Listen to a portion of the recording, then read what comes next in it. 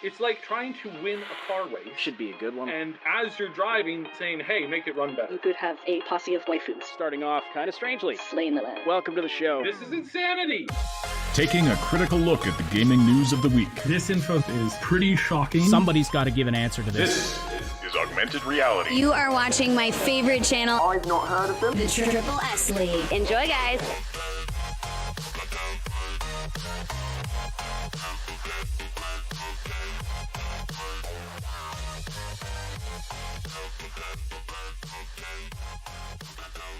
What's up, everybody? Welcome to the Augmented Reality Podcast, your source for news, leaks, and analysis of games in the gaming industry, coming at you live on YouTube and Twitch and archived almost anywhere you can find podcasts.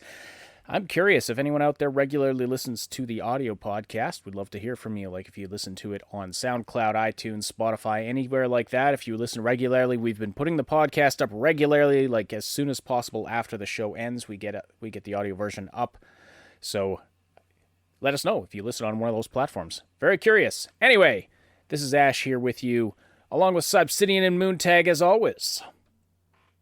Hello. Yes, hello. It's lovely to see so many of you joining us for the live stream. Please say hi, send us your questions and comments too. We'll read and respond to as many as we can. And as we get going, don't forget to smash that like button. It likes it rough. And it tells us on YouTube that you appreciate this content. And of course, come join the Discord. The Discord? What is that? Oh my gosh, it is like just the best. You can go there and hang out with other people and check out games and talk about all kinds of stuff. Like, oh my goodness, yesterday I definitely went down a rabbit hole of miniature food stuff. And like I even found teeny tiny like fast food meal and like teeny tiny ramen and teeny tiny burritos for teeny tiny hamsters, and that further went into like teeny tiny animal videos, so like tiny kitchen videos for animals. Oh my gosh, it was so fun. Yes, so join us if you like going down rabbit holes. Apparently if you like teeny tiny food, there's a spot for you on the Discord server, but there's also all kinds of other rooms to talk about all the things we love to chat about, and it's great to see a bunch of our regulars here in the live chat today. Atomic, Stu, Ali, Kisuke, Notional. Kisuke says, I've seen teeny tiny cakes. Oh, they're so cute. But is the cake a little white lie? Haha. These cakes are not lies. I make intelligent joke. Okay, anyway. And, so that's, that about covers that. So, yes. Welcome to the show today. Lots to talk about. So, Outriders. So, last podcast we did a sort of a featurette on why Outriders was a recipe for success, but then what the hell happened? I mean, it was, yes, people were having trouble logging on and playing, and I was assuming that these are issues that were going to be cleared up, but for the most part, everyone who actually was getting into the game and enjoying the game, or everyone who was able to get in and play the game, was enjoying the game. But some other things have happened. There was an update that did a bunch of nerfs. I'm not familiar with the details on this, so Saib, go ahead, take it away. So, they pulled a Wolcen, which the Ouch. Wolcen had pulled a Wild Star. I'm sure there's lots of other games between then and there. But it's the concept of players, finding a meta within the game, finding a cool thing within the game that becomes mainstream, that becomes the norm. Everybody starts to enjoy doing it that way, starts to really, really dig the cool concepts, the ideas, the having fun doing the thing, whatever that may be. And then the developers believing or thinking on some level that, that is just way too overpowered. Maybe they're panicking because they had set up a gameplay system in which, completing X and Y, XYZ would take them like 4 months because they hadn't prepared the new round of content, and all they had brought to the game was X, Y, and Z. So this hits a bunch of things. Key among them, the stupidity of developers who don't understand how to brace their content. So they work on content, they put it in the game, they release the game, and then in some cases they find that the players, they were expecting the players to figure this stuff out in over the course of a month, and they figured it out in the course of 5 hours. And you don't have anybody to blame except for yourself, and B, you like, don't overreact. Whatever you do, don't overreact by nerfing things willy-nilly. Because by nerfing stuff and by smashing things down, you ruin the experience that other people are having. Don't they have some metrics from the demo that they put out that would have prepared them for this? This is I don't think so. And like, basically it was very much a Wolcen in that they panicked because players just had too much power. So they nerfed it really hard.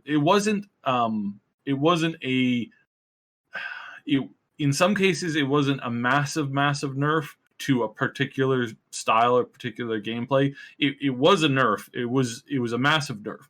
A few other builds got nerfed like into the ground, where it's like, all of the work that you've done, you have to abandon it all. You have to abandon that set, and you have to try to get your power back by working with a brand new set.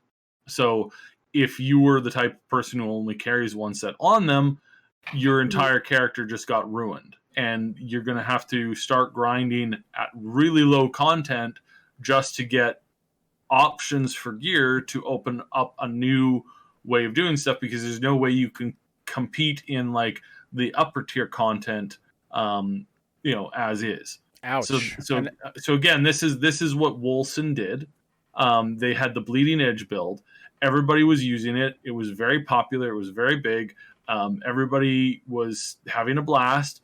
They nerfed it so hard that it basically was ruined, and everybody who had been working on that build basically had to essentially start over from scratch, and start to get new legendaries and new epics, and start to redesign their character. Now, for a lot of people, they would just rather quit the game than have to re-roll their character, because like and it also goes to show the mind state, the state of mind of the developers, in that they're not willing to address other big things. Like there's some character classes in the game right now that are absurdly useless, that have absurdly useless specs, and their priority was not to fix the classes and the characters that were just not having an ability to do anything.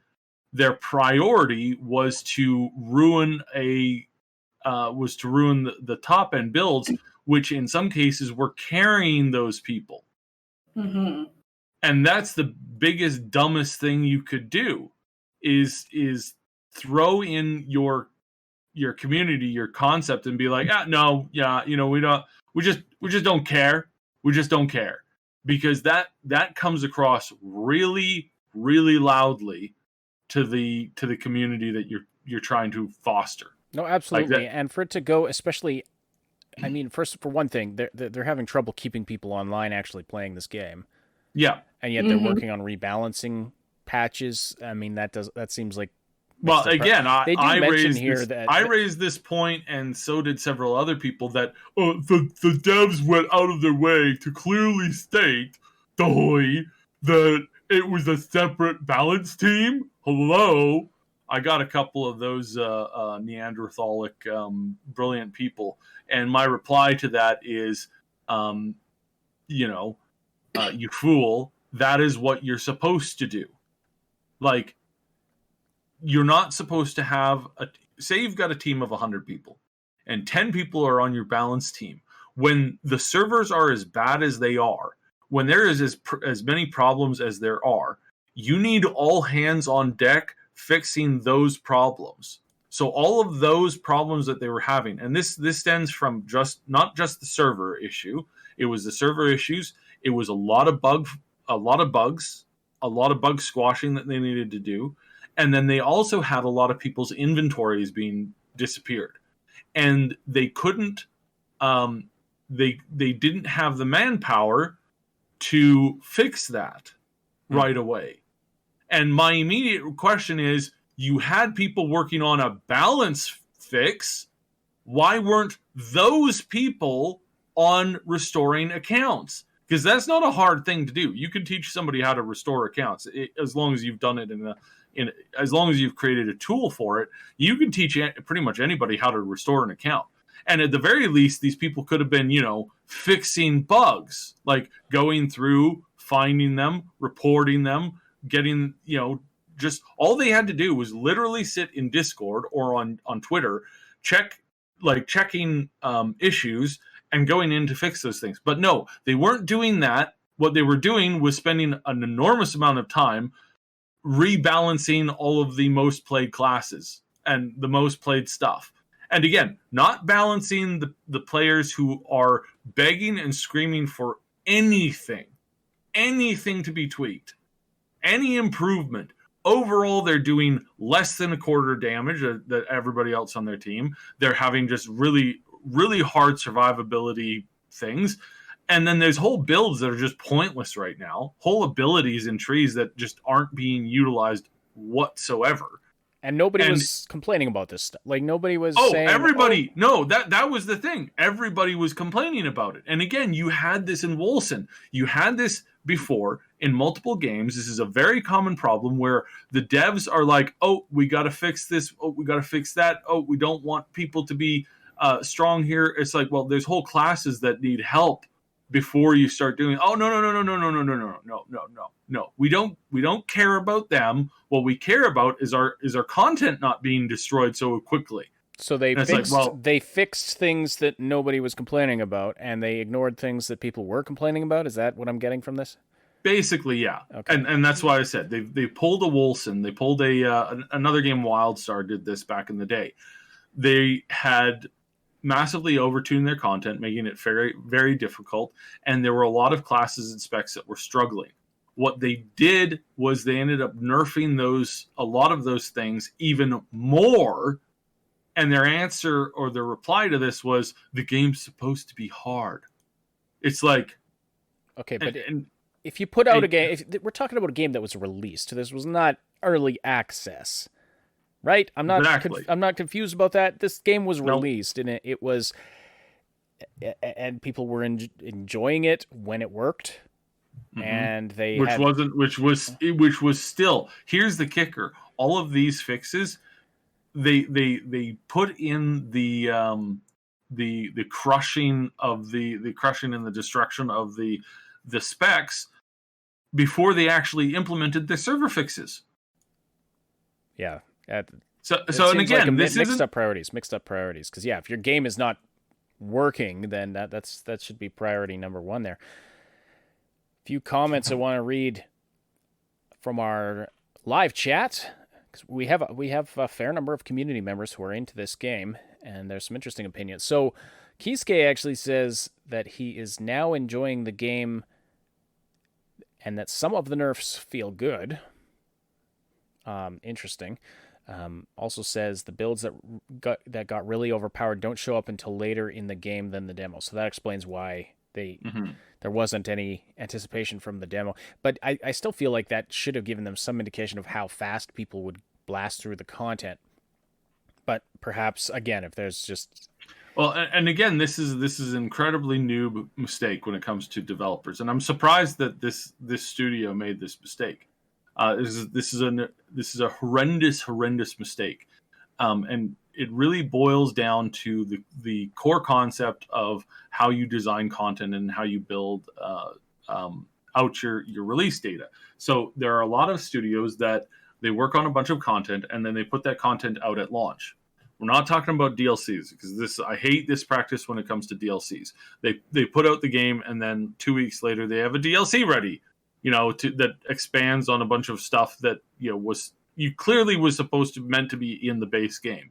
It's not what we're talking about here. What we're talking about here is when a developer puts out needs to put out content to stagger it so that they don't end up burning through all of their content before before they have a chance to like make more, right? And so this is a prevalent problem in online games and stuff like that, and really has a bad habit of really tearing stuff up when it comes to the online game community. The thing that, because again, it's like you could spend a year working on content that people will finish in 20 minutes, right? Like, and that's a problem. That's a problem for every studio that does an quote unquote online game. And I feel for them. I really do. Because you're wanting to create good content, and then you get sidelined by the fact that the players are able to figure something out so quickly. And this happens in a bunch of stuff. This happens in ARGs a lot as well. You're expecting you're expecting your community to figure something out over the course of a month, and it takes them an hour and 15 minutes, right? Or they are able to find the answer to one of the questions that basically skips a whole bunch of the other steps that you had envisioned, which, I mean, that sucks a lot. Or those just things they don't anticipate. But that's the thing with in this age of online gaming and the internet in general, you have the combined power of millions of nerds working to figure stuff out.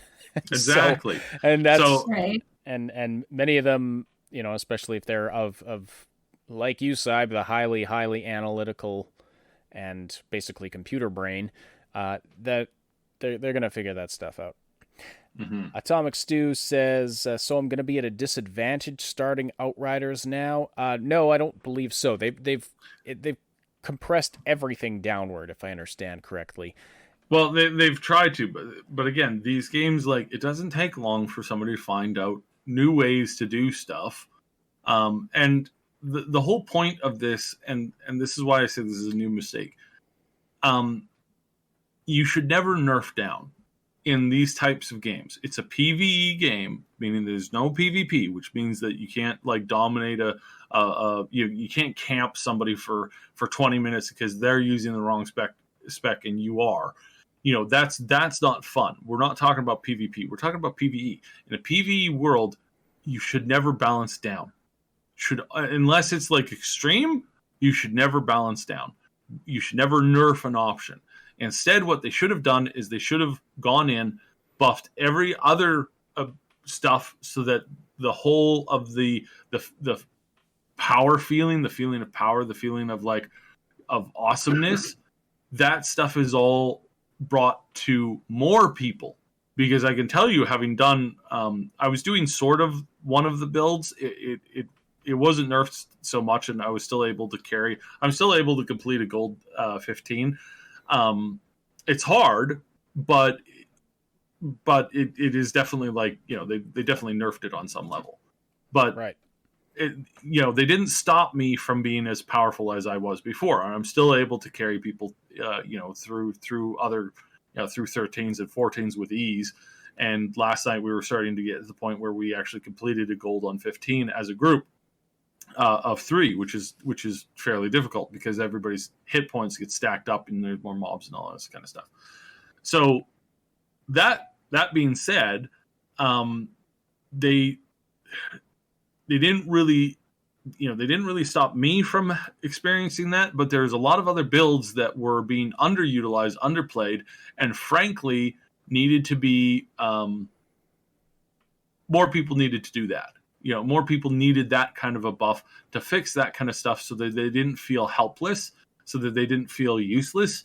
There's really only like one build for tricksters right now. So for the trickster, there's really only like one build to be like super competitive. And if you're not doing that build, then you're just slowing everybody else down on your team. And it's like, that's not good. When you have that scenario happening, that's a case where some rebalancing was necessary.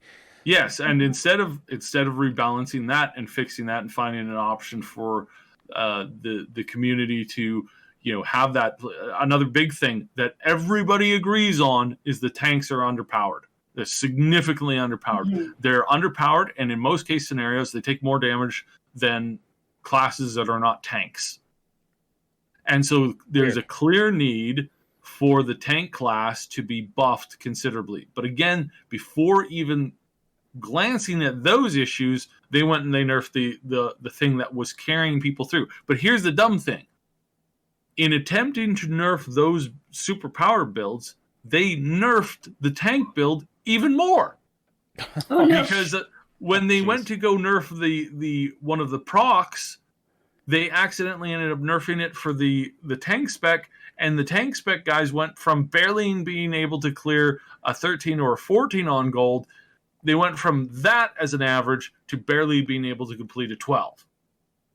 So now it's just backwards. Like, yes. It's just the stupidity of everything, and you're just sitting there, you're screaming at them, why are you doing this? Like, why is this your priority? And I honestly can't tell you why, or if they have one, or what's going on, because it's just like you're sitting there just shaking your head going, what is wrong with you people? And the game has been out for how long now? It dropped early access about a little over a week ago. And up until yesterday, they were still having massive server problems, massive lag. We still can't play. In a week. Sorry. We still can't play with people that we want to play with. We still can't do content that we want to do because we can't play with people right now. Yeah, that sucks. But in a week, they figured out people were getting too strong too fast, if I understand properly, and so they nerfed that. All this within a week after launch. That's really fast. That's really fast. But also, mine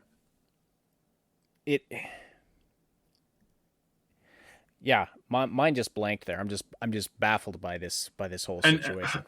And again, like I've said this before, they pulled a Wolcen. Wolcen came out with their game. They nerfed something so hard they refused to backtrack. They said, no, we can't allow you to have this much fun. We can't allow you to do this.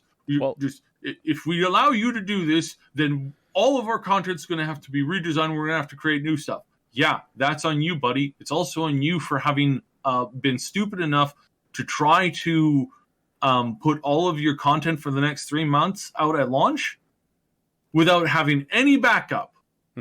Any backup at all. Well, again, we don't want them to put out a game and then 2 weeks later send out a paid DLC.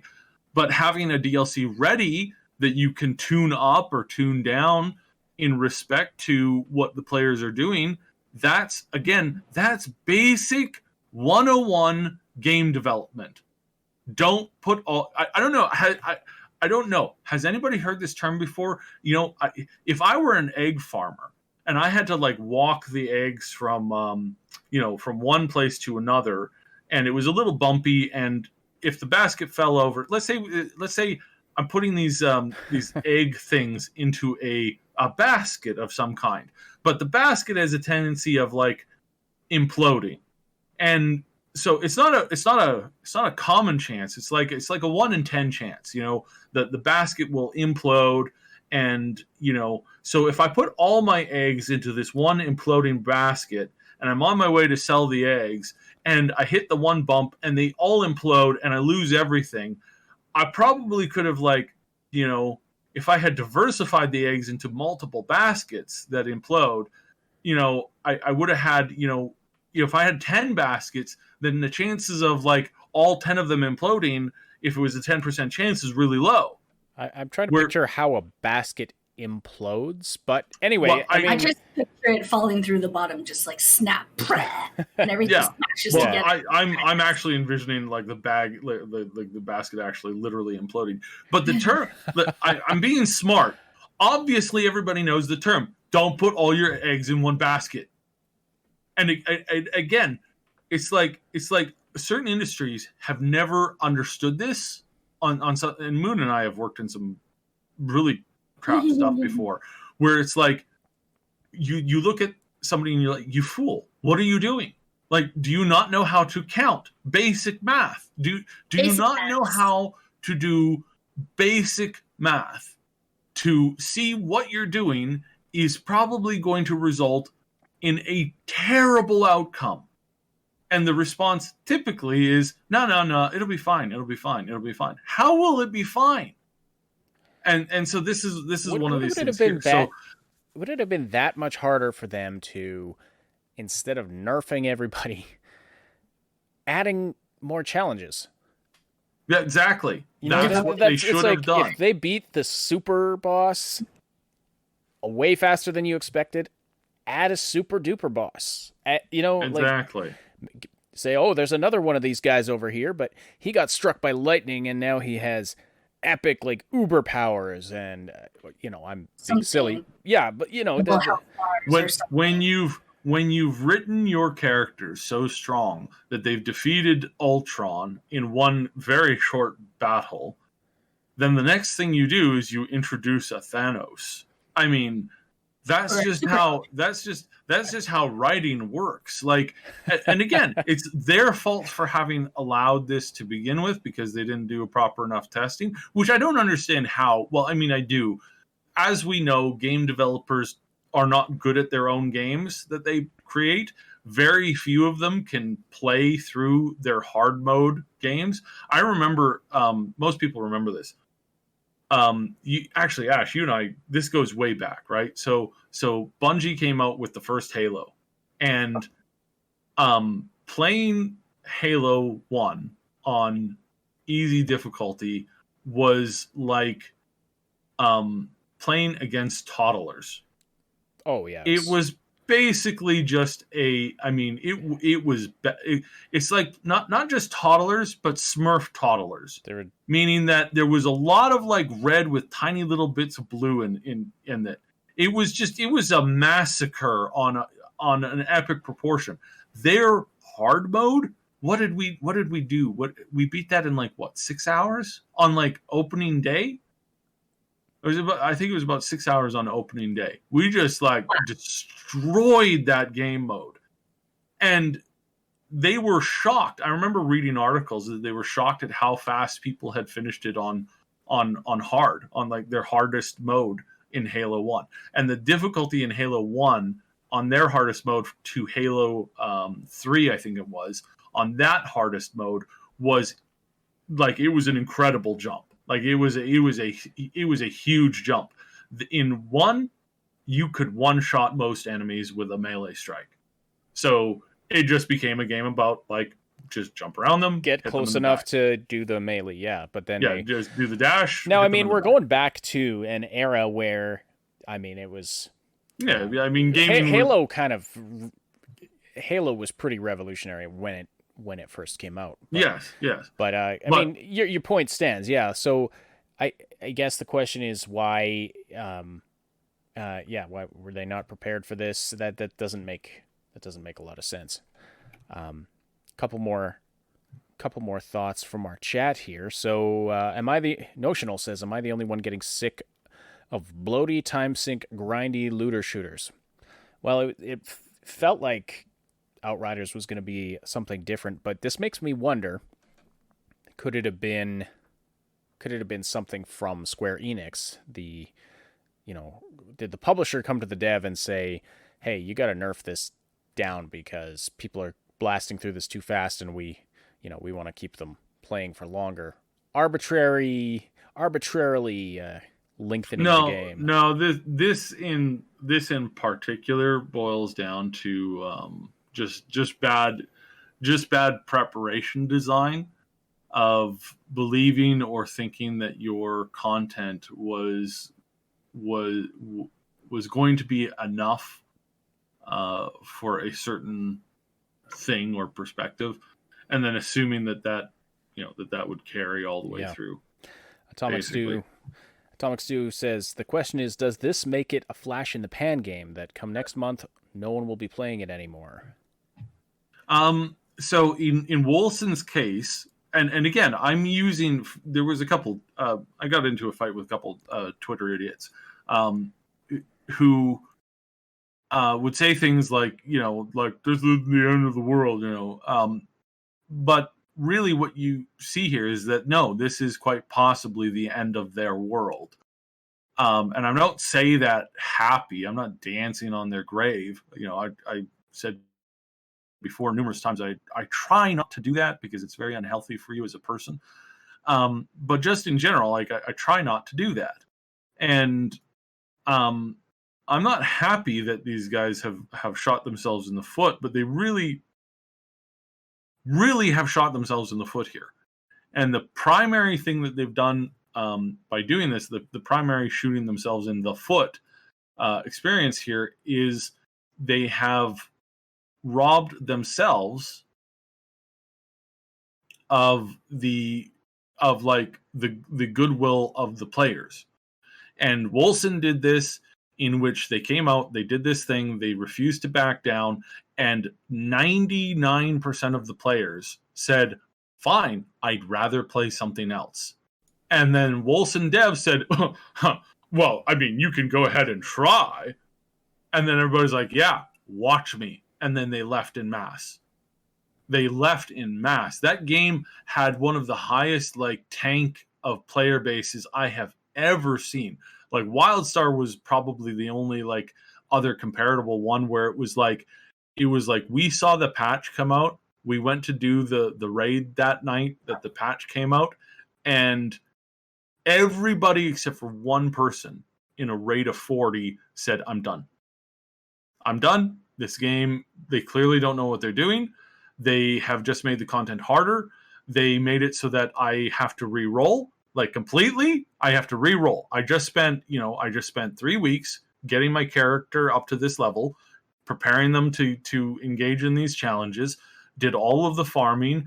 I love the game, but now they're telling me that I can't play my character the way that I want to play it. I can't play it in the spec that I want to play it, and that I just have to re-roll. Too bad for you. That was their response. And again, this isn't the first time a company has done something so stupid that they said, oh, well, it doesn't matter, we're fine. And usually what this is there's one developer in the studio who he's way too full of himself. He knows absolutely everything. He has absolutely no capability of saying, I was wrong here. There's zero self-awareness whatsoever. And he's sitting there going, I'm still right here. I feel that I have the blah, blah, blah, blah, blah. And it's like, no, you don't. No, what are you doing? And he's like, no, it's fine. I can do this. I know what I'm doing. And he basically buries the studio. It typically is that. Sometimes it's a person in high leadership. Sometimes it's a balanced person who goes into the office with the boss and says, no, you got to listen to me. I know what's right here, and I'm telling you this is the only way that we can do this. This is how everything is going to come together. Just trust me, boss, trust me. And the fool trusts the fool trusts him. And then he loses his studio. Again, I have seen this far too many times.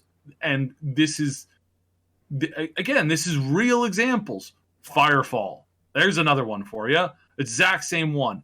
Idiot in the company is like, oh no, boss, I know what I'm doing. You have to trust me. I know exactly what the audience wants. They don't want to feel strong or powerful. They want microtransactions. That wasn't what happened in that case. But it's the same level of stupidity. It's like, no. I'm not willing to listen and engage with the community. And as far as some people think that we're complaining about this overly, the forums and the Reddit and Twitter are destroying them right now.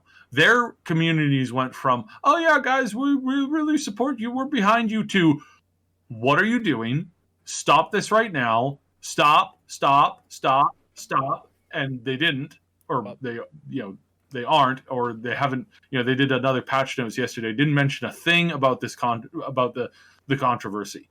And again, it's not about certain classes. Like if they just went in and provided buffs at the same time as they provided nerfs, that would be something. But that's not what we got. What we got was straight out nerfs, everybody being told, no, what you're doing is wrong, and we're going to stop this from happening right now. And then... And we're also talking about a product that people paid for a decent amount of coin and wanted to invest some time into for entertainment and fun, and then they kind of just had their fun crushed because they were having fun wrong. What was that? That quote from Sheldon from the Big Bang Theory. I love that. That show sucked from like season 5 onward, but there's some good Sheldon quips and. Where he decides to host a party with his own friends while all of the other characters from the show are having their own thing somewhere else, and eventually he leaves and joins his friends because the people that he was having a party with were having fun wrong. So yes. Anyway, you are listening. Sorry. Yeah. Yeah. Okay. I think we've talked that to death. I mean, there's one other thing I'll get to in a second here. But you are listening to the Augmented Reality Podcast. Thanks for joining us, and thank you for being so active in the live chat. All of you who are here with us live, if you want to keep the conversation going after the live broadcast, we welcome you to join our Discord community, and you can find the link to that in the description below. By the way, somebody alerted me that there was a problem with the Discord link in the description. Should be fixed now, so that. If you click on that, and it doesn't work for whatever reason, you can find the link is also on the main page of our main channel, the Triple S League. But anyway, as Moon mentioned earlier, it's a place where you can chat with us and other Triple S community members about all the things we love to talk about. It's the Triple S Legion, as they have dubbed themselves. So, and it's a really fun place. We love it there. All right, so. Kisuke agrees with you that they absolutely needed both nerfs and buffs. But I also found this article about, this is from Forbes, yesterday? No, today. Outrider's new patch has made the inventory wipe bug worse. So they just can't win, it seems. And again, this boils down to you have people doing something that, sure, is important. Balance is important, and at some point, you want to make sure that the game is balanced. We're asking for buffs for classes and specs that are underutilized right now, and this is what heat mapping in game development. This is why heat mapping is such a great thing, and this is why it's such a great thing in the case of like Larian Studios, because Larian Studios, very small article, they were having to talk about this. They're saying, look, we're taking this really slow. We are going through the heat maps. We're discovering what people are doing. We want to make the experiences that people have when playing the game be great. And in order to do that, we have to go over carefully and see what they are doing, what they are making, what they are building, and then turn around and engage them on the levels that they are currently experiencing the game on. And we need to do that in order to make the game a success. And I'm like, I'm cheering from the rooftops here, because this is what a lot of the game failures of the last year, this is what the vast majority of them failed to do. The vast majority of them completely failed to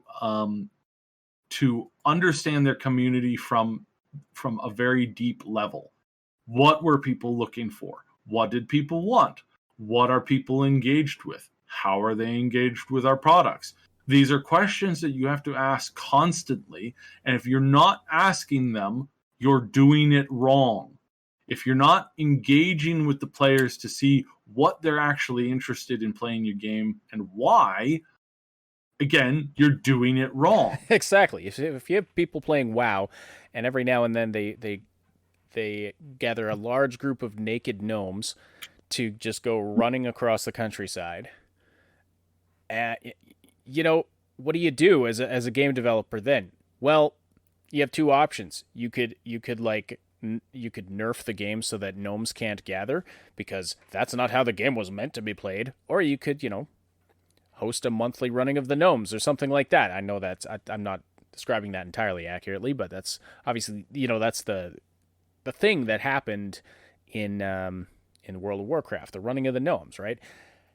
If people are playing a game in an unexpected way, but they're having a fun with it and enjoying what you've created, even if it's in a way that's not expected, why not just run with that? Why not? Yeah. Pun not intended, but yeah, good catch there, Moon. Yeah, it's pretty silly. Yeah, no, it seems like, they don't quite understand the whole engagement sort of characteristic of the whole experience. Because, like, especially with, like, technology these days and being able to do, like, updates and whatnot, like, you'd think they want to do something that brings people together to their game more instead of giving them a reason to be like, I'm just going to drop this until you figure it out or not, whatever the case may be, Yes, absolutely. All right, well, I think that's all there really is to say about Outriders at the moment. I don't know. I would say so as far as the game goes, we didn't play it at all yesterday. We were so frustrated and annoyed. And this morning we played it a little bit. We got even more upset. We stopped playing it for a couple hours. We took a break, and then we went and did some stuff, and then we came back and we started again to try and approach it from a little bit of a new angle. And we started to have again a little bit more fun, and that comes with the fact that the server patches had finally come on, and it was finally easy. Well, not easy, but it was finally like it wasn't like pulling teeth to just play together, which was the biggest issue that we were having, is that we just couldn't play together. I would join Polly's would join me, and the lag and the delay. Then we'd have other members try to join, and they'd crash every time. Just to give you an example, yesterday playing with some community members, Kisuke again in the evening, Kisuke and Polly's, and we were playing, and they crashed about a grand total of about 8 times. That, in the span of 3 hours, was better than almost all of our other attempts at trying to play together by a significant margin. Crashing once every 40 minutes was an improvement. Wow. That was an improvement. That was an improvement.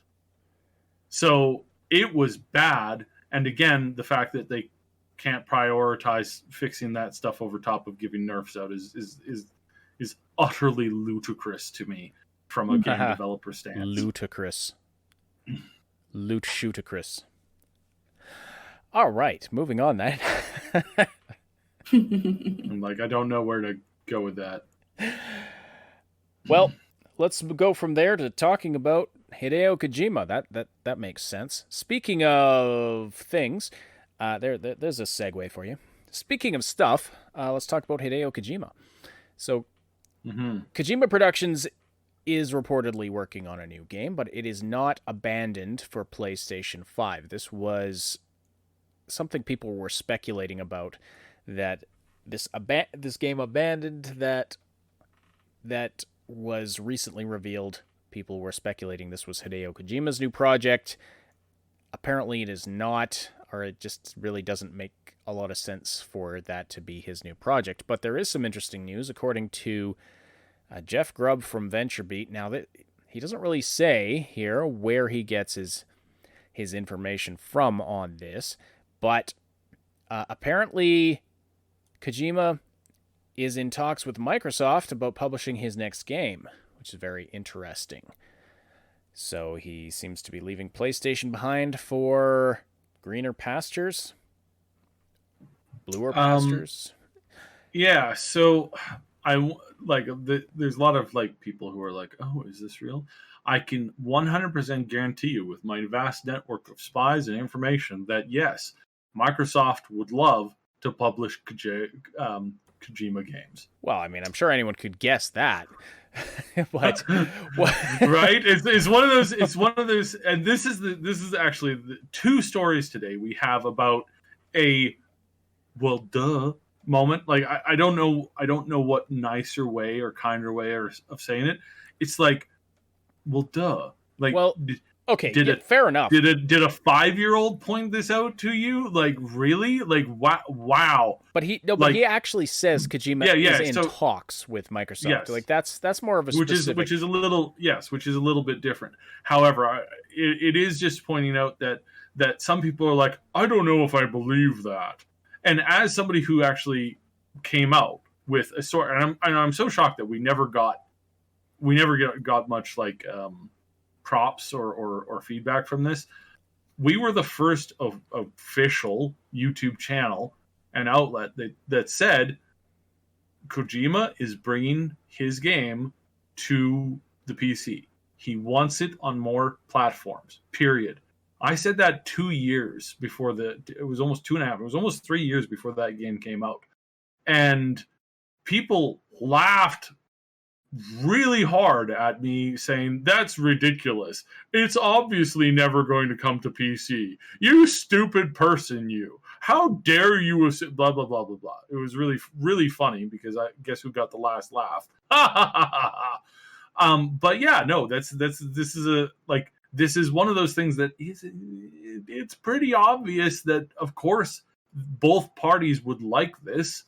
If you could, as a game creator or as say you're a novelist, do you want your book to be sold in 5 stores or in 15 stores? Which would you prefer? In the vast majority of cases, even if those 5 stores are promising that they're going to increase what they sell the book and they're going to give you an extra 10 to 15% profit, you know that by going to 15 stores, you're going to sell literally 200% more copies than just selling at 5 stores. It's just basic common knowledge. So it is kind of funny. I mean, if the corner book cottage gave me $1 million exclusivity deal, maybe. No, just kidding. But yeah. Well, no, I mean exactly. That's true, but that's not what they're getting there. Yeah, They're. I mean, and this is what I've been saying for a long time. Sony is like, Microsoft is beating Sony right now. Not in the hard numbers, but in the long game. They have secured the biggest, like the Xbox Game Pass gives you almost everything for one fee. Oh, hands down, Microsoft has upped their appeal to the point where if I was going to make the switch to console other than a Switch, again, what's with the accidental puns today?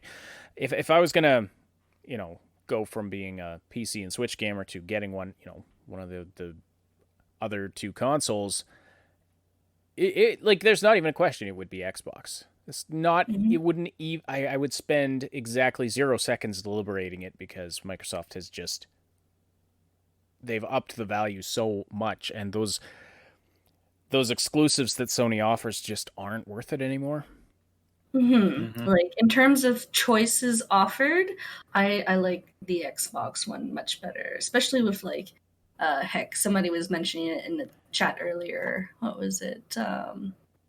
Atomic Stew was mentioning they had the Xbox Game Pass. So it's like they mentioned, my problem is online co-ops. I see people enjoying them, but by the time I get around to playing them, I'm like the John Travolta meme with no one I know playing it.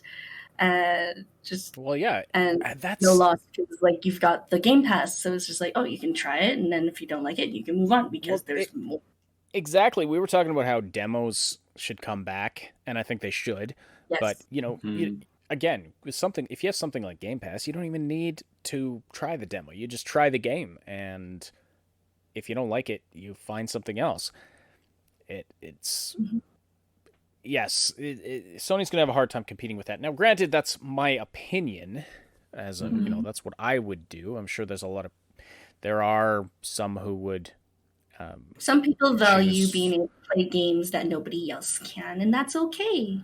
Well, and even just like Sony's exclusives are typically really good. Right? So it's just like, so there is that. It's not Tsushima recently, and I was just like, I really wish I could play this, but I don't have like a PlayStation set up, so I can't. And so like I enjoy watching other people play it or hear them talk about it. Which game? It cut off there. Ghost of Tsushima. Ghost of Yes. Tsushima. Yes. Okay. I really want to play that. I was watching a swordplay thing, like real life swordplay comparison. Oh, so cool. Cool. Well, Mhm. yeah. So yeah. So not to say that there isn't any value there, but if you want variety, then yeah. I If you like want the variety. flexibility, Xbox is the choice. But anyway, I mean, I still prefer PC Yeah. over everything.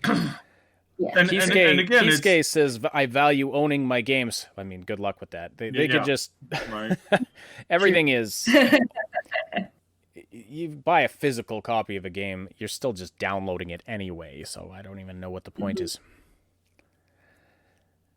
You're either downloading the game or you're downloading a 60 gigabyte patch day one that the game is unplayable without. And so if they just decide to turn that off, then yeah, you're screwed. Yeah, no, there's a lot of problems within, like, this, but it's good to see that these rumors are, again, this rumor in particular, I would put considerable stock into it, because it is rather obvious that this is a goal of Microsoft. They would love it, and we already know that Kojima wants his game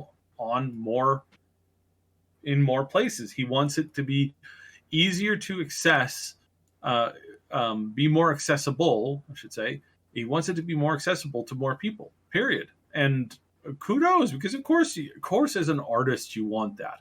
I would rather, more people see my art, read my art, and enjoy my art than not, and sometimes that means that, you're willing to take a financial hit on that if you can make that happen. And I mean, I certainly would, and a lot of other people would. And Kojima is one of them, where he creates art for the sake of creating art. This is why I was always on his side in the Kojima versus Konami thing, because it was clear that Konami had walked away from art in general. They had just walked away from it.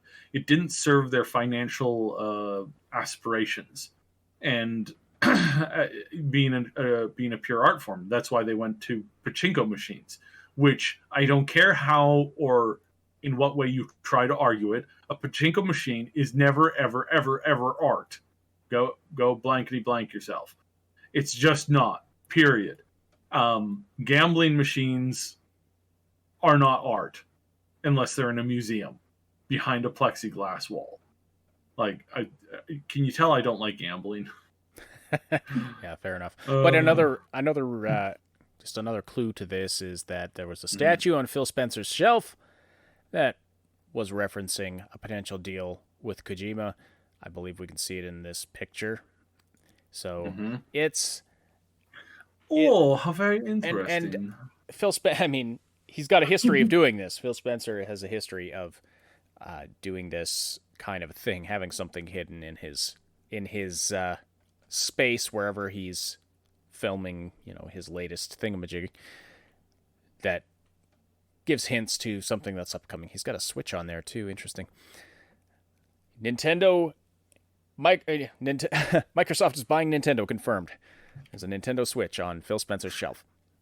Okay. Of course, no, I think in that case, it's just him showcasing that he supports Nintendo. I mean, again, I have my serious complaints with Nintendo. They do some really dumb decisions that really make me ask why. Why are you doing this? It makes no sense. Don't you know how much money you can make if you just did something different? Yeah. I like yeah. Nintendo too. I do. Their business practices do make me shake my head, but I do like Nintendo's content. Speaking of big game corporations doing things, the Epic Games Store lost $181 million and $273 million in 2019 and 2020, respectively. They're actually operating at a loss, and the loss is growing. Now, I'll be honest, I'm not surprised by this. I figured they were. They are they are just handing out $100,000 checks like bubblegum, it seems. I don't know what those exclusivity deals are costing them, but they It's a are lot. they're taking a huge hit to try and establish themselves. So I'm not really surprised by this, but still, that's a staggering amount of money that they're losing on the Epic Games Store. Literally burning. And none of it was spent putting in a shopping cart. Yeah. There's still no shopping cart. Still no But shopping cart. this is insane. I mean, we're talking close to $500 million over 2 years that they lost, or that, I mean, alternately you could look at it as that they invested in the Epic Games Store. I mean, it's operating at a loss now. A lot of this isn't. I mean, YouTube is doing this too. YouTube is also operating at a loss. I don't know that it's really paying off for them, but.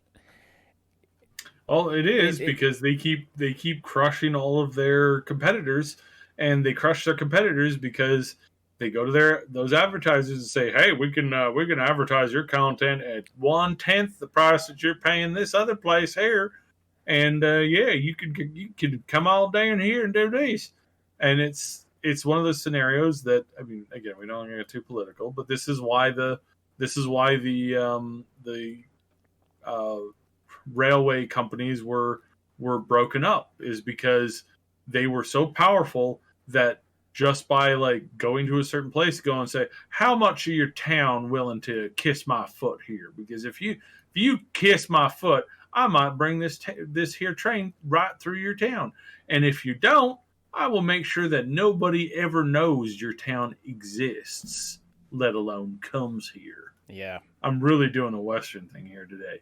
But still, it was that level of disgusting threats and disgusting control. And then once they did develop dominance in Sector 1, the prices on their stuff would just skyrocket. And if you didn't want to pay it, well, how are you going to go anywhere? Yeah. Like that, I mean, you think about it, it's such a villainous thing to do, right? To just walk in and say any of those things. It's like, "Oh, nice town you got here. Be a pity if nobody could ever find it. Oh, you're afraid of me? Oh dear, whatever shall I do? I guess I'll have to, stop bathing in your fear and drinking your tears." It's like, wow. So So corporate overlords, it's just great. Ali asks, could this investment pay off in the long run? I think that's what they're banking on. Yeah. And could it? I mean, maybe. It's hard to say. But they are continuing to grow, and I was disappointed. Of course, I decided to tune into a Markiplier video, as I occasionally still watch him, and he is now partnered with the Epic Games Store. And I was like, are you serious, dude? Sell out. Anyway. That is sad. That is very sad. So there's a Last of Us remake reportedly in development. Days Gone sequel canceled, but Last of Us remake that is in the hands of Naughty Dog, but there's more to this story, isn't there, Saib? Yeah, there's way more to this. So apparently there was a small studio in Sony that was working at trying to become competitive when it came to stuff. They were a trauma team. They would go into studios that were having issues. They would help them brush up their games and get the game out the door. They were a very small, tight-knit group that was doing really well. They wanted to expand. They wanted to show that they could handle doing bigger, more cooler projects. So they were given the green light to start working on, in some capacity, they were given the green light to work on a project without very much funding. So it was basically like a passion project on the side, to start working on a remaster of the original game. And they started doing it. They got called in to help with Last of Us 2. And I guess somebody said something, because the next thing they know, their project is being moved because a certain somebody at the head of a certain studio heard that they were working on this, and basically decided, nah, that's what I'm going to do next. So then they took over the thing, and by doing so, basically ruined this what was the formation of a studio. Essentially, was a small formation of a studio. Basically, just put them on rails and got them run out of town. And lots of railway references today. But yeah, this basically killed them. Killed their studio, killed their opportunity, and yeah. I mean, I don't want to call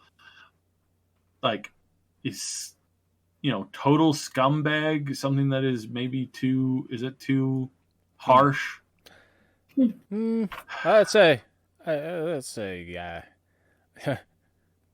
Gentle way to put it, I suppose. Sony Bend, the Oregon-based developer responsible for 2019's Days Gone, pitched a sequel to its games, but was denied by Sony, and then the studio was tasked with developing a new game in the Uncharted series, but reportedly asked to be removed from the project over fears of being absorbed into Naughty Dog. Interesting. Mm-hmm.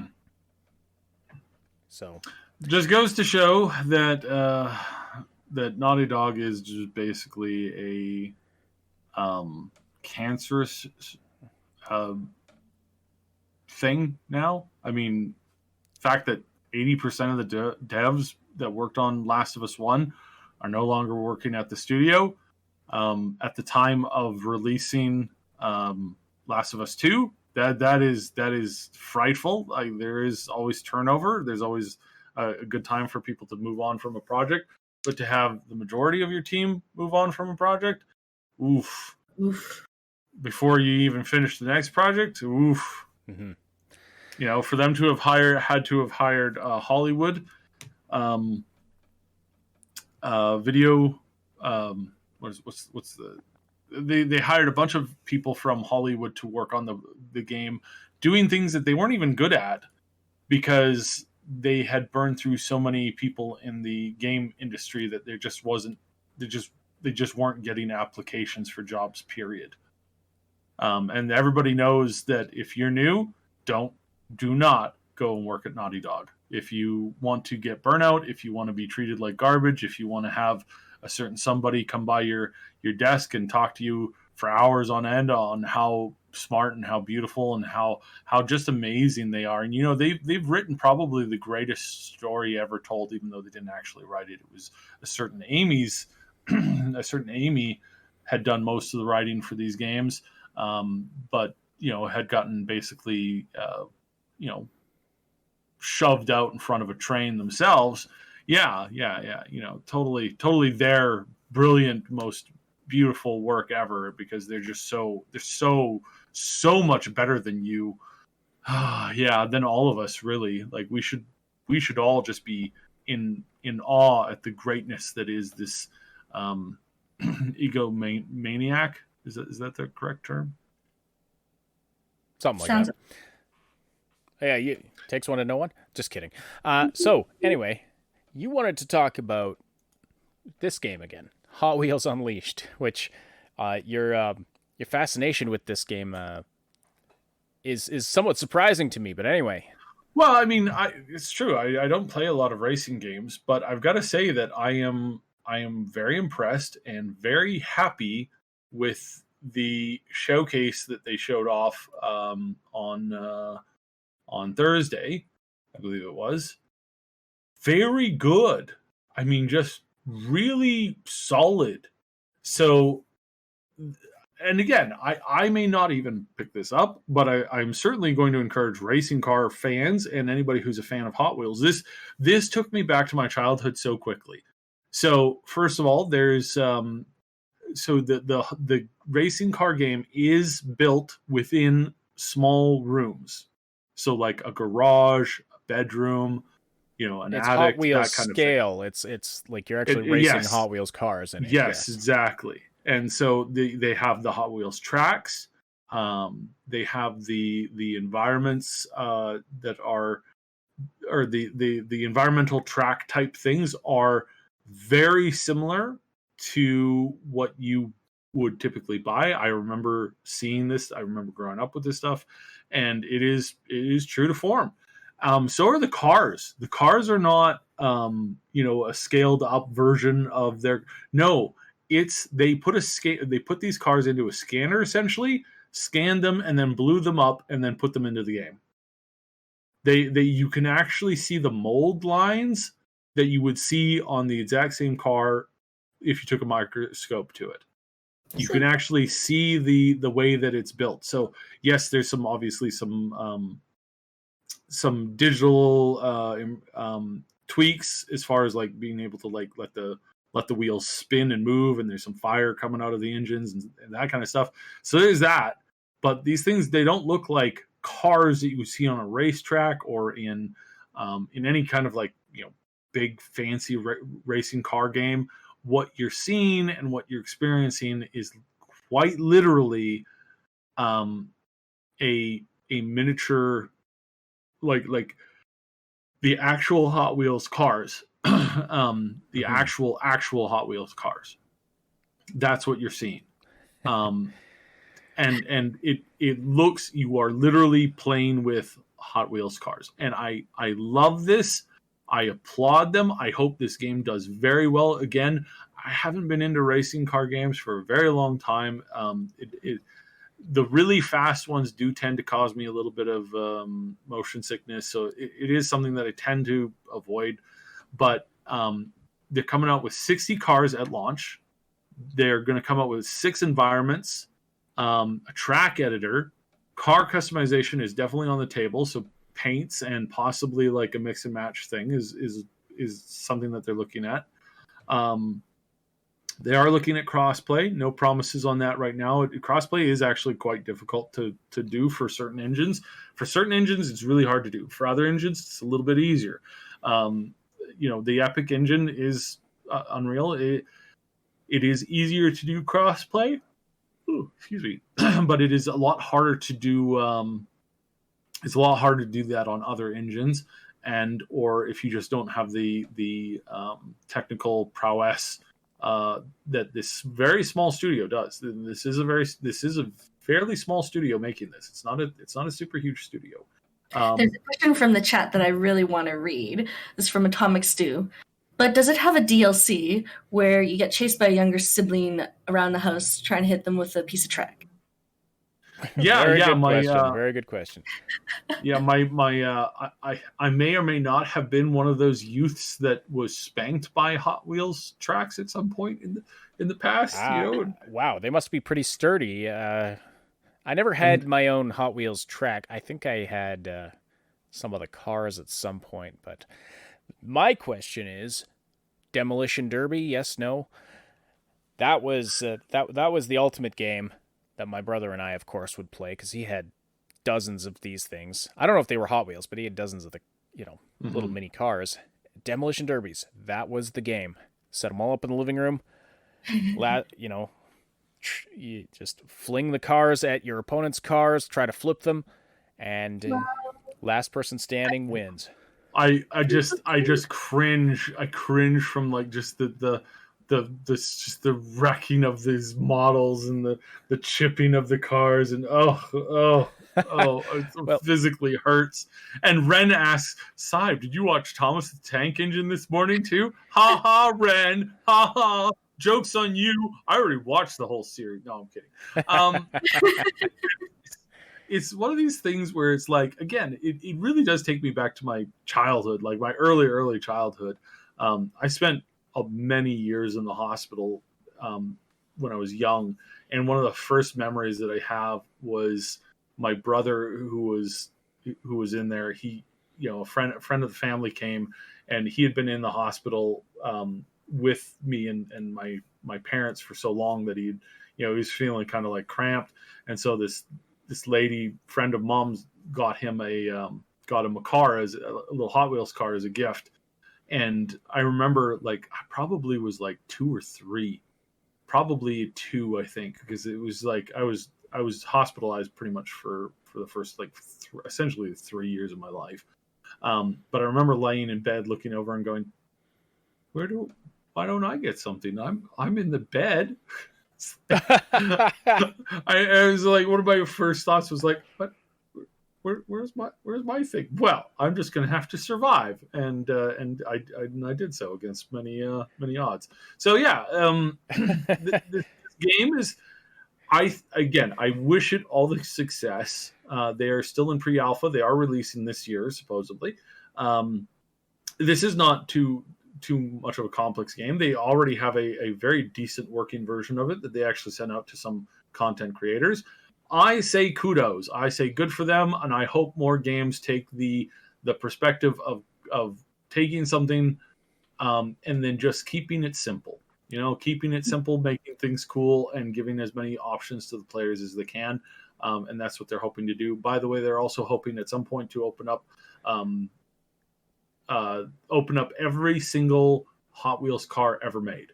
That is their wish, but that is a lot of research into this.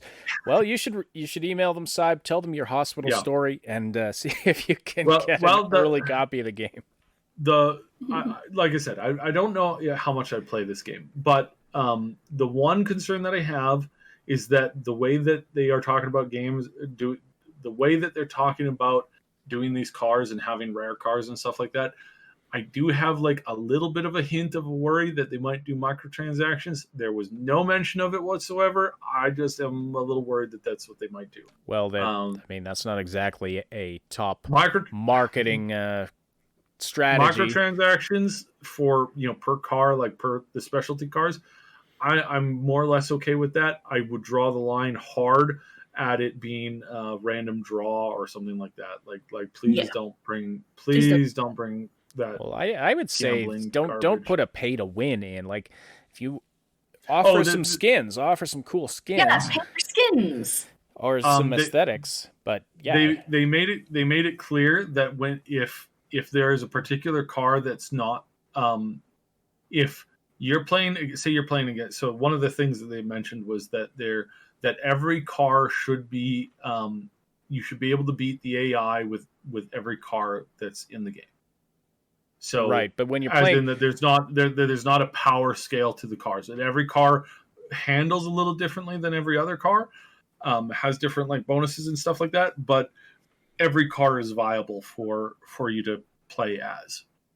Sure, but I'm just saying if there's like, I don't know, if there's one locked behind a paywall that's really good and you're playing online. I don't think it would be that. I think it would literally be like, the special, shark car from the 1995, the collector's edition of some other car that they teamed up with when they introduced the Camaro or something like that. Stuff like that. I mean, fair enough. That's what I would fear. I don't think that they make. I don't think they'd make the gameplay be reliant on power cars. I just think that for collectors wanting to collect, the Camaro, I don't think that would be good. So that's just that is an unfounded. I have no. There was nothing that they said that it directly indicated that. I just worry that they may be tempted to do that, and I would highly encourage them. Please don't. Please don't. Please don't. So yeah. Mm-hmm. All right. Well, on Wednesday we teased a topic that we're going to delve into a little bit now. We shouldn't take too long. We're already an hour and a quarter into the show, but let's talk about video game movies. And let's talk about what makes a good video game movie versus what makes a bad video game movie. There's been many, many, many really bad ones. There's been some good ones, especially more recently. There's definitely been some good ones. And we'll talk about what the difference is and what makes them good or bad. Moon, do you have a favorite video game movie? Gotta think about it. Like the first ones I've seen, because like if I were to be honest, like the first video game movie that I've seen was that one with the real life Mario, and like I remember the boots and the Goombas, and like that you talk like the really old Super Mario movie. Yeah, that wasn't even. That is an abomination that should never be named. I mean, that was just what even was that? It was ridiculous. Then there's The Wizard. Even though it wasn't a video game movie, it was a movie about video games. Probably actually one of the better ones on that list. There's movies about video games that are, I mean, it's kind of a different category. I mean, I think what we're talking about here is like movies that are based on a video game IP, or that where an IP makes a transition from game to movie. And there's some really, really bad ones they've got here. Now, this is Rotten Tomatoes, which is not a site that I really like anymore, but it's useful for this purpose here. So Alone in the Dark is sitting at 1%. Mortal Kombat Annihilation, 2%. House of the Dead, 3%. I've never even heard of this one. In the Name of the King, a Dungeon Siege Tale, 4%. Blood Rain, 4%. Street Fighter Legend of Chun-Li. Postal. Oh, they've got these out of order. They got Postal at 9%, and then Hitman Agent 47 going down to 8%. So I wonder where the other Hitman movie lands on this one. But let's see what they think are good movies. Oh, the top one is 73%. The Angry Birds movie 2. And then they've got Detective Pikachu at 67%. I'm surprised that it's sitting only at 67%. Same with Sonic, only 63%. These are the only... Yeah, well, those games were disliked. Or those games had... what reviews are you looking at? Are you looking at the viewer reviews? Or this movie was very good, but I really didn't like the way that Mr. Daniel played the primary role. He should have done so with more angst. Oh yeah, those are the critics' reviews, because Sonic has 93%. Yes, so exactly. So I wonder. I'm curious here. Let's go to Alone in the Dark has. Oh, yes, the audience score is much, much higher. 11%. 11%. There we go. So, yeah. Clearly, it's a much better movie than these critics give it credit for. Okay. It's like 10 times as good. Doesn't work all the time, but it's more of a recent phenomenon than anything. Yeah. But no, overall, I'd say that... it's not Miley Kunis. It's Mila Kunis? Jovovich? Resident Evil. Resident Evil lady. So she basically said why game movies are not as good in most cases, and it really boils down to one thing. And this is also why more recent game movies have done better. And that is because of a question of rights and character control. So, in a lot of these movies before, if it was directly, most of them weren't connected directly to the actual lore of the game. They were inspirations or reimaginings, like the guy who did the Super Mario one.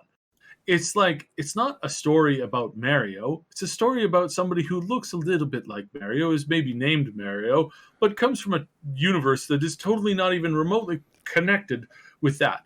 These Hollywoodists types, they see these movies, and they immediately translate those movies into some like Hollywood version in their head, which has, of course, actors and sets and special effects, and they don't see the Mario universe like we see the Mario universe, which is in the Mario universe with the Mario things, and the colors and the art style and all of that stuff is happening in that universe. And this is why there's a lot of games that have a difficulty switching from 2D over to 3D.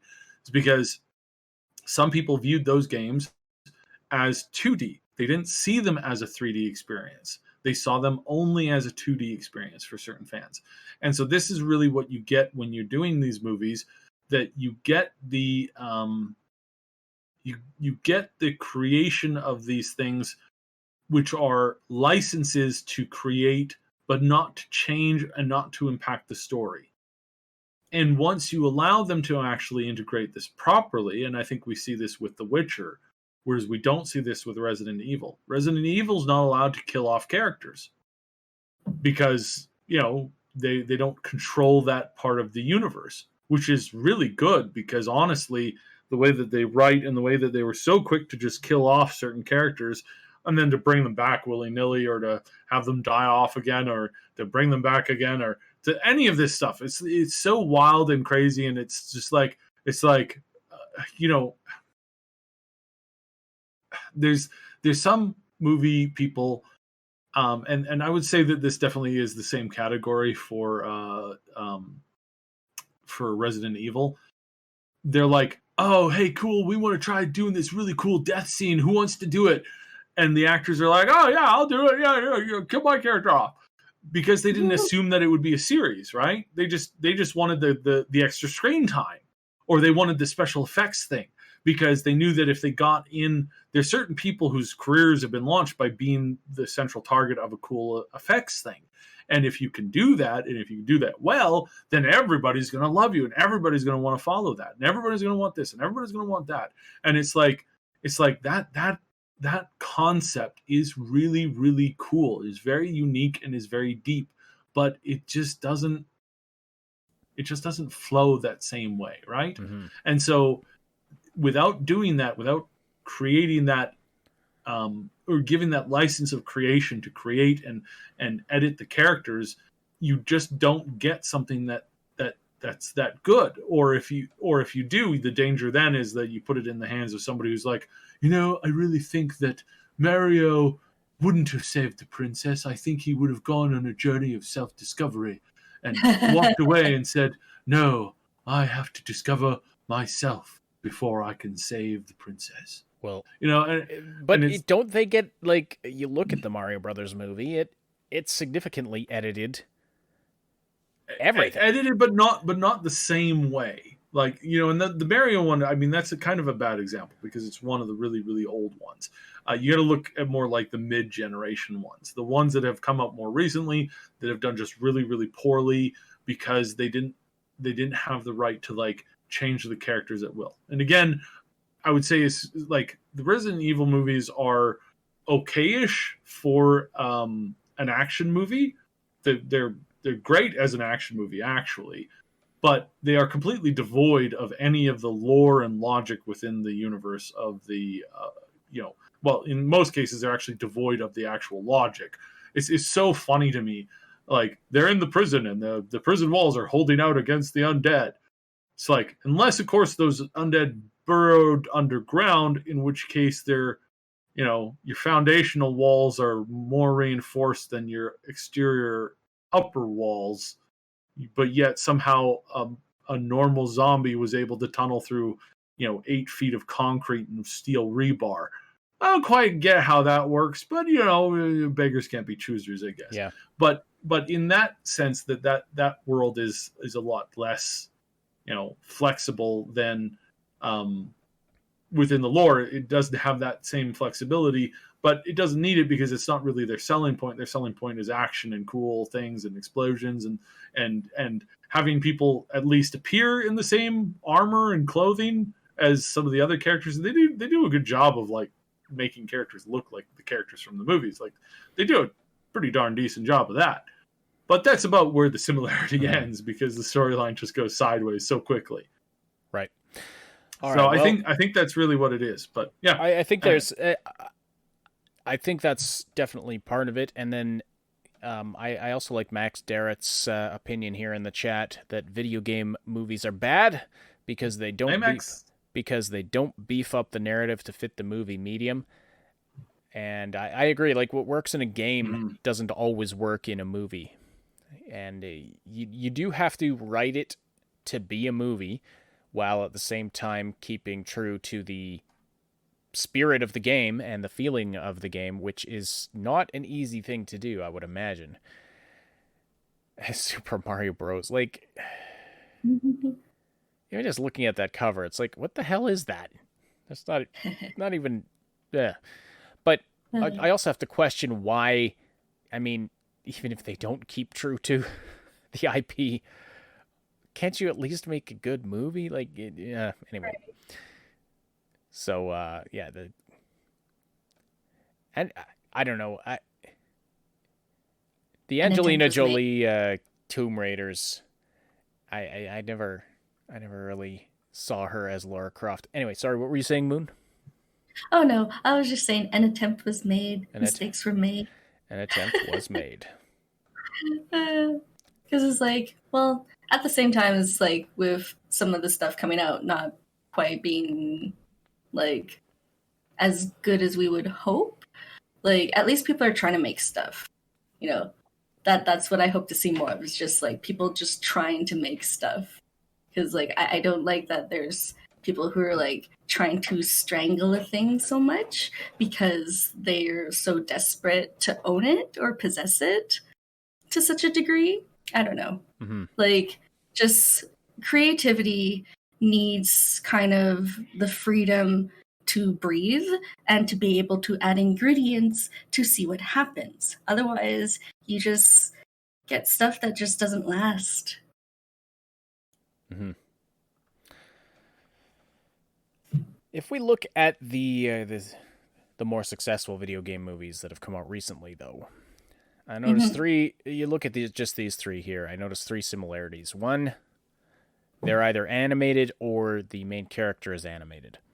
But two of the more successful ones, so Sonic the Hedgehog and Detective Pikachu, both an animated character superimposed on live action.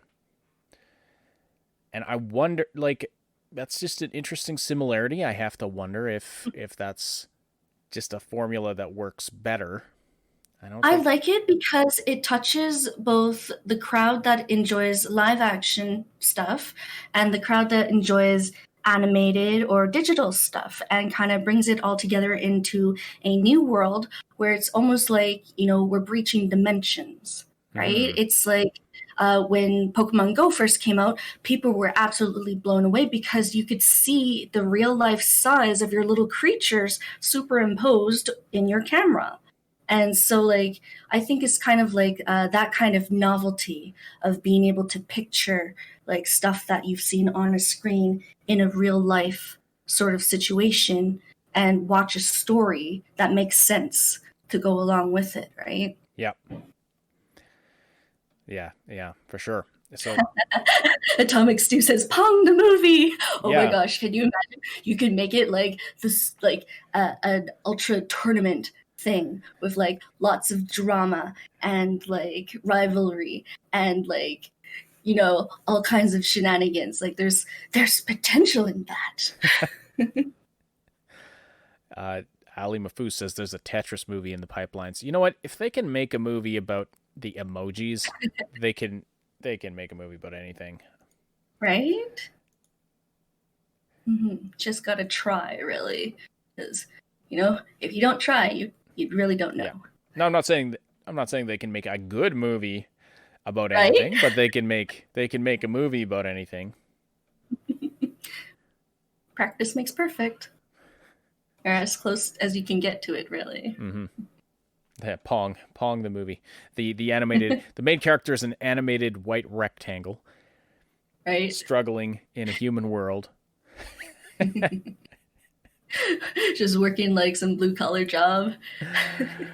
Droblet says you forget both Sonic and Pikachu movies are made for little kids. Well, they sure, yes, they are. I mean, they're made for a broad audience. Like they weren't made for. Yes, they weren't made for adults specifically, but for everybody. But really, like you look at what happened. Sonic was almost a catastrophe with their original design for the character. Oh my gosh, I was absolutely horrified when I first saw it. I was like, no, wrong way. Too far. Yeah, it was like, what was that abomination of a creature? That's not Sonic. That's like, it's like taking Yoshi and turning him into a velociraptor or something, or whatever the crap they did in that stupid Mario movie. Oh. Yeah, I didn't even recognize it. But they course corrected, and of course they made it. So instead of trying to make him look too real, they made him look like Sonic, and that made it better. right? So yeah, it's good that there's some better video game movies coming out these days, and Yes. we'll see. Maybe it'll start to.